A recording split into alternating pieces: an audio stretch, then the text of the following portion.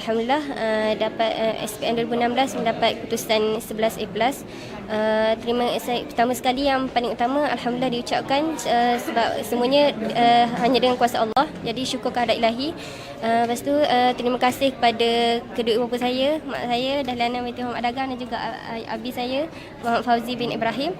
Dan juga terima kasih saya ucapkan kepada pihak guru-guru sekolah menengah saya, sekolah menengah Internasional Terengganu Kemaman, guru-guru sekolah rendah saya, sekolah rendah Al-Islah, tadika saya, dan juga terima kasih juga saya ucapkan kepada pihak Yayasan Terengganu, pihak Jabatan Pendidikan JPNT yang telah banyak menganjurkan kem-kem akademik, dan juga saya ucapkan terima kasih kepada PD Kemaman dan semua yang mendoakan.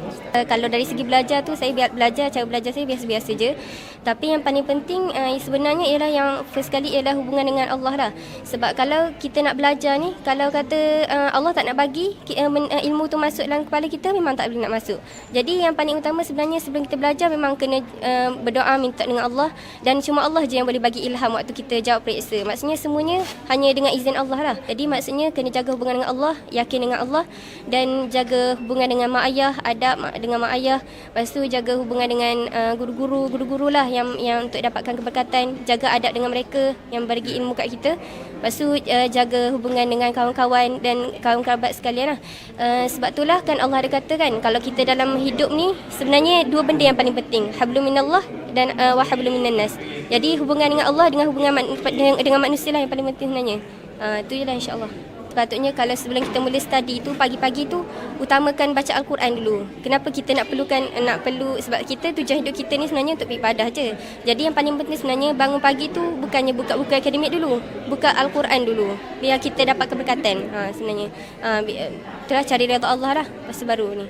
Sebenarnya saya tak sangka, sebab saya tahu sebab dalam exam hari tu macam mana. Tapi macam tu yang saya kata, walaupun saya tak rasa pun, saya tak rasa saya boleh dapat, tapi saya yakin saya boleh dapat kalau Allah nak bagi. Sebab itulah bila saya doa tu, saya yakin je saya doa kalau Allah nak bagi, mak Allah bagi. Yang paling penting yakin dengan kekuasaan Allah lah. Biasanya kalau sebenarnya kan kalau saya duduk asrama, jadi sebenarnya jangan pernah lupalah mak ayah. Selalulah call tiap-tiap hari ke. Kalau saya biasalah call dalam seminggu tu adalah banyak kali lah juga. Lepas tu macam setiap kali call tu minta doa, minta maaf zahir batin. Memang minta restu dari mak ayah lah penting. Sebab mak ayah, kalau mak ayah tak redha kan, Allah tak redha kan. Kalau Allah tak redha, macam mana nak bagi kita kejayaan? Kalau Allah bagi kita kejayaan pun, kalau Allah tak redha, maksudnya tu tak ada keberkatan. Tips tu rasanya sama je dengan ibu bapa lain.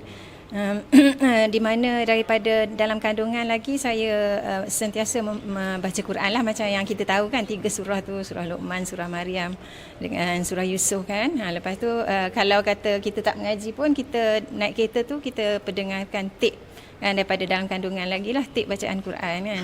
Lepas tu Husna ni dia dari kecil lagi dia memang insya-Allah Allah bagi kat dia kan, dia minat ke arah tu. Dia dari kecil umur 4 tahun dia dah boleh baca Quran, dia dah boleh baca paper, and then bila dia umur 6 tahun tu dia dah khatam Al-Quran.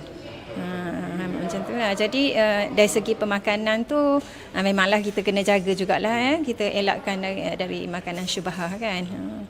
Lepas tu dari segi doa tu memang sentiasa berdoa lah untuk dia. Lagipun dia jenis ni, kalau dia call Umi minta maaf zahir batin, halalkan maaf zahir batin, minta restu Umi kan. Dia memang macam tu. Dari segi doa, saya amalkan doa yang ada Ustaz Kazim bagi tu, surah Yasin tu kan. Dalam surah Yasin tu, jadi dalam sujud tu kita doa, kita sampaikan apa yang kita nakkan tu. Itu kita selalu ingatlah apa-apa saja tu Allah, rezeki daripada Allah lah kan, insya-Allah. Dia sebab dia di imtiaz, dia orang memang dapat pun. Susu, makanan sunnah tu memang dia dapat lah kan. Bila kita tengok dia punya pencapaian konsisten daripada dia darjah 6 lagi kan. Lepas tu alhamdulillah dia form 4 pun saya agak terkejut bila saya tengok, sebab saya dulu masa belajar dapat taklah macam dia kan. Bila tengok semua A, dia daripada form 4 tu even subjek yang Maths dia semua A. Jadi saya InsyaAllah saya memang memang selalu berdoa lah agar dia dapat keputusan cemerlang. Sebab saya tengok insyaAllah boleh. Bila trial dia dapat 7A+, jadi insyaAllah kata boleh. Dan dia pun mantan pengetua tahun ni, pengetua lain, pengetua tahun lepas, sekolah dia pun memang target dia 11A+ lah. Kejayaan saya dalam STPM, cara saya belajar biasa-biasa je, tak adalah study hard sangat, tapi tips yang selalu saya amalkan dalam belajar dalam STPM ni, yang pertama sekali memang saya suka bangun pagi awal lah, sebab sekolah saya 6.20 memang kena terus pergi sekolah dah, jadi saya akan bangun pada waktu orang azan.